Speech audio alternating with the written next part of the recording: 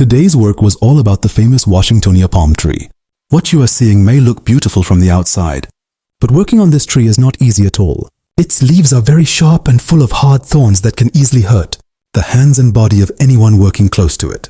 On top of that, these trees collect a huge amount of dust and dry material over time, making the job even more difficult and tiring. Despite all these challenges, our team continues to work hard every day to clean, trim, and take care of these trees professionally. Sometimes the dust becomes so heavy that it covers everything around us,